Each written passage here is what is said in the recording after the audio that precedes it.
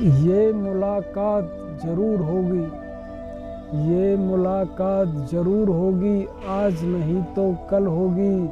ये वादा है मेरा तुझसे, तुझे मेरी पहचान आज नहीं तो कल होगी। मेरे प्रेम स्वामी कहते हैं, मेरे प्रेम स्वामी इस अमर प्रेम कथा में कहते हैं कि जो यह मेरे प्रेम की सत्यता है, इस प्रेम की सत्यता का जो श्रृंगार है, इस श्रृंगार को इस कला से जानने वाला है वह इस जगत में कला प्रेमी है। जो मेरे प्रेम श्रृंगार को इस कला से जानने वाला है, इस गुण धर्म की प्रकृति से जानने वाला है, इस तत्व से जानने वाला है, वह कर्म योगी है। वह कर्म करके कर्म से उत्पन्न होने वाले भोग दर्शन से इस जगत को, मेरी प्रेम कथा को जानने वाला है। और जो संसारिक प्राणी मेरे प्रेम को इस काल से जानने वाला है वह प्रेम योगी है।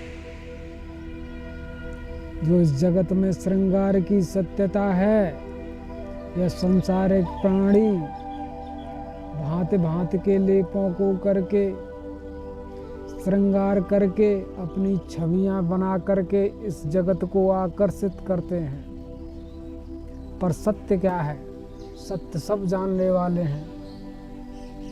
सत्य क्या है? सत्य सब जानने वाले हैं, सब निर्वस्त्र हैं। इस आत्मा का श्रृंगार इस कला से है। जब आत्मा भी, जब ये कलाएं नहीं होती तो यह भी निर्वस्त्र हो जाने वाली है। जो यह संसारिक प्राणी भांति भांति के लेप करके इस जगत को आकर्षित करते हैं, उनका सत्य ऐसा है कि इनका मुख है, इनका मुख है, इस मुख में दांत हैं। दांतों के मध्य एक जीभ है जो स्वाद लेती है।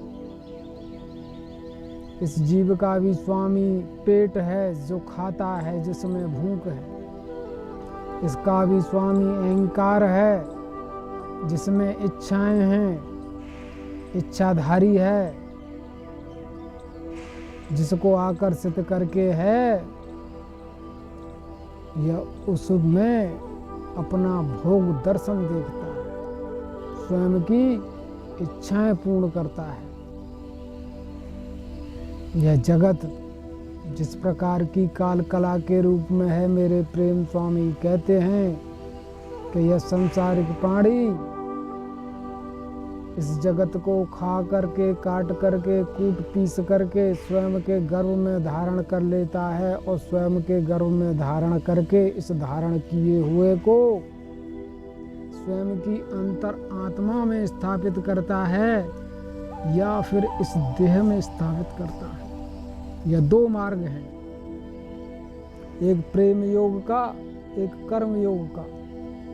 जो संसारिक प्राणी इस जगत में इस खाए पचाए हुए को, देखे सुने हुए को आत्मा के गर्भ में स्थापित करता है, वह प्रेम योग का है। और जो इस देह शरीर में, इस क्षेत्र में ग्रहण धारण करके, इससे छल बल प्राप्त करके, इस छल बल से इस जगत का दर्शन भोग करता है, स्वयं का श्रृंगार करता है, वह इस जगत में कर्म योगी है। मेरे प्रेम स्वामी कहते हैं, जहाँ यह तत्व, यह प्रेमात्मा जिस कला से स्वयं का श्रृंगार कर रही है, गुण धर्म की प्रकृति इन इंद्रिय वृत्तों में प्रवेश करके इसको जैसा बना रही है। इंद्रिय वृत्तों की सत्यता क्या है? पूर्व अध्याय में यह कहा गया है कि यह जो तत्व है इंद्रिय वृत्तों में प्रवेश करते हुए आत्मा की गहराई में, आत्मा के क्षेत्रज्ञ में प्रवेश करके स्वयं की सत्यता से इसे चेतन करता है। इस प्रेमात्मा को यह काल, यह गुण, यह तत्व किस प्रकार का है, इसका सत्य बोध कराता है। इसको स्वयं के सत्य से कि मैं ऐसा हूँ, इस प्रकार की प्रकृति वाला हूँ, इस सत्य से इसको चेतन कराता है।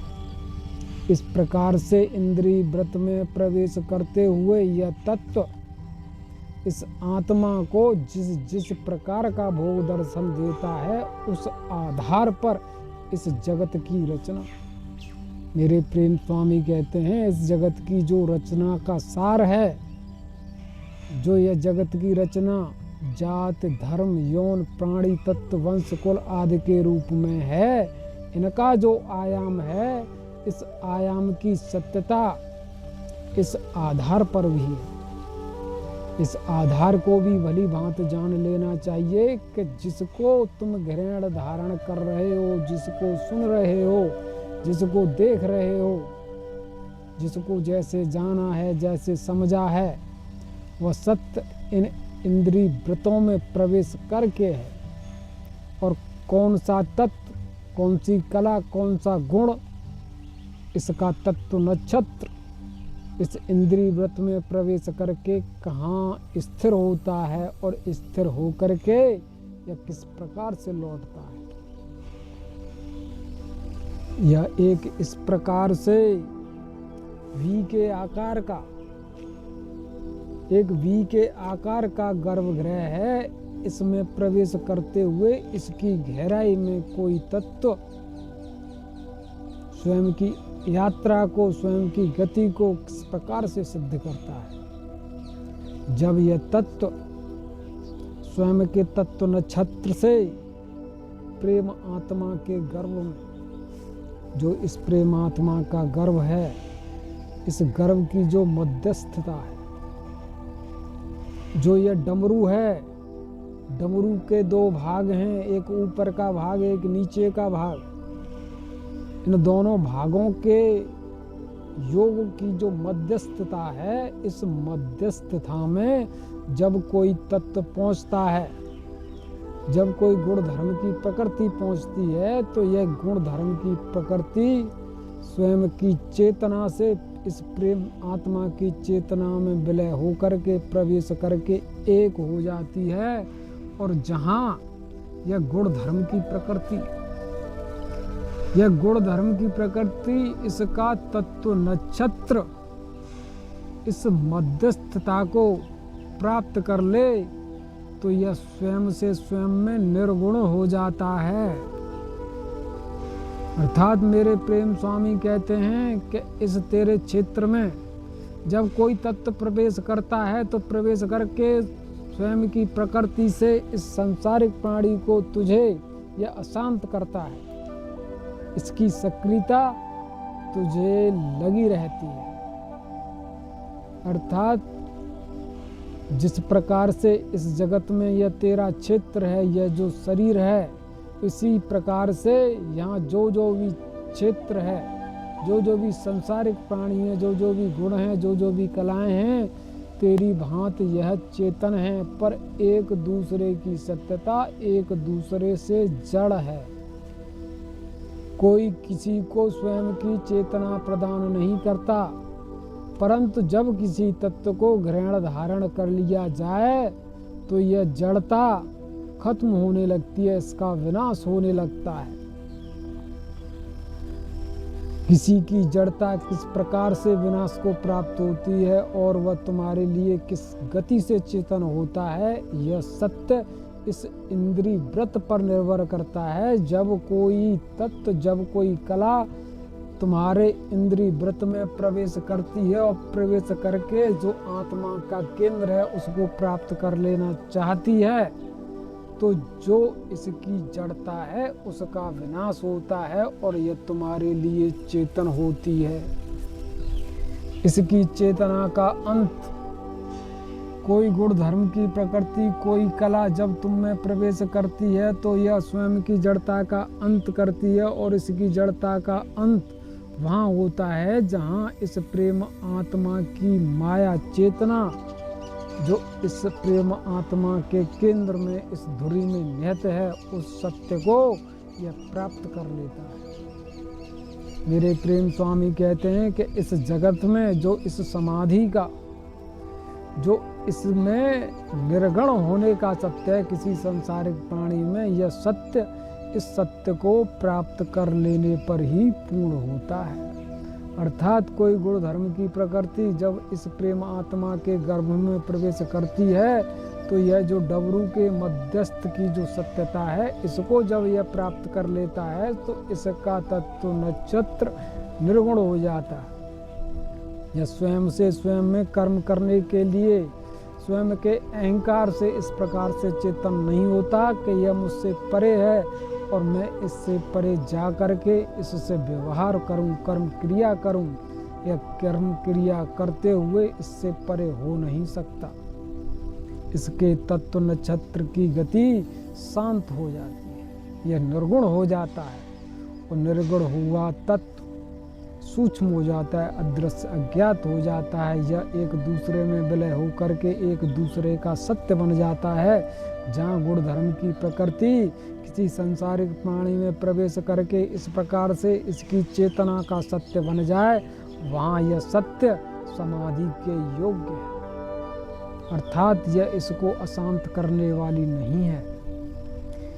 इस सत्य को आधार बना करके इस आधार पर यह संपूर्ण जगत कर्म क्रिया कर रहा है, व्यवहार कर रहा है। अर्थात जो जो गुण, जो जो कला इस इंद्रिय वृत्त में प्रवेश करते हुए जिस स्थान पर है, जिस वृत्त में है, जिस क्षेत्र में है, इस क्षेत्र के अनुसार ही यह तत्व इसको बाध्य करता है स्वयं से कर्म क्रिया करने के लिए, स्वयं से क्रिया प्रतिक्रिया करने के लिए।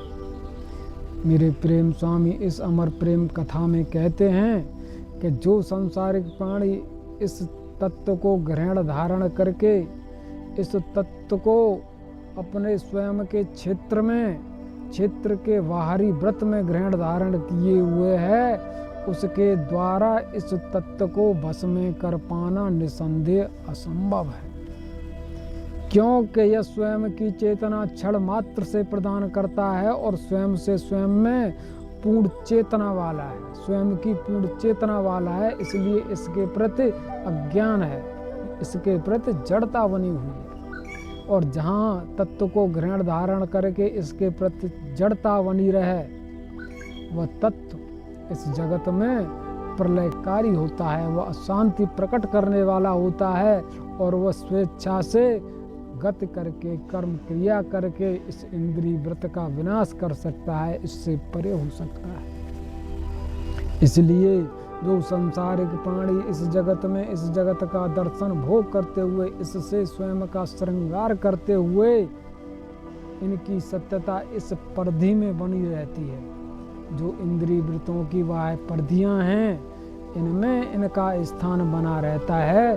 तो यह कर्म करता है और यह कर्म करने की गति ही इस जगत में कर्म योग की है। इसलिए यहाँ शांति प्राप्त करना, स्थिरता प्राप्त करना निसंदेह असंभव हो जाता है। यह कर्म योग है।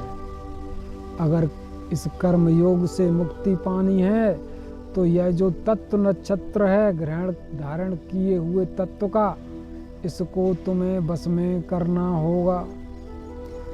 जो एक बॉल है, जो एक गेंद है, जो गेंद का एक आकार है, इस गेंद का जो तत्व नक्षत्र है यह स्वयं के क्षेत्र में है। इसको खा करके, इसको पचा करके, इसको दबाया जाए तो यह सूक्ष्म होती चली जाएगी और इसको सूक्ष्म करने की सत्यता इन इंद्रिय वृत्तों में, इंद्रिय वृत्तों से होगी तो इन इंद्रिय वृत्तों में इसका दबाव उत्पन्न होगा।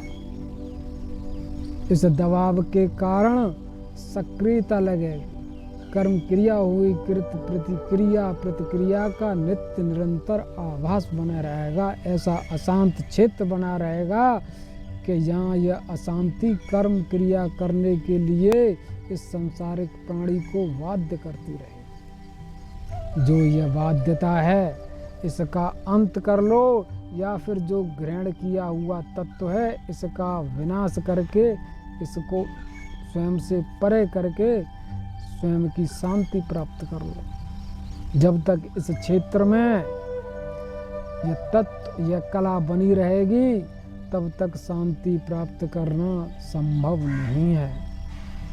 इसीलिए मेरे प्रेम स्वामी कहते हैं कि जो ग्रहण किया हुआ तत्व है, जो कला है, जो गुण धर्म की प्रकृति है, इसको स्वयं के क्षेत्रज्ञ में स्थापित कर, और क्षेत्रज्ञ यह वह स्थान है जहाँ इस गुण धर्म की प्रकृति की सत्यता सूक्ष्म हो जाती है, नगण्य हो जाती है, यह क्रिया प्रतिक्रिया करने के योग्य नहीं रहती। और जब ऐसा सत्य उदय हो जाए तब इस समाधि को प्राप्त करना निसंदेह संभव हो जाता है। मेरे प्रेम स्वामी कहते हैं, क्या इस मेरी अमर प्रेम कथा का जो ऐसा प्रेम रहस्य है, जो ऐसा प्रेम भेद है, क्या तू स्वयं से स्वयं में इस सत्य को पूर्ण करके है, क्या इसको जान करके है?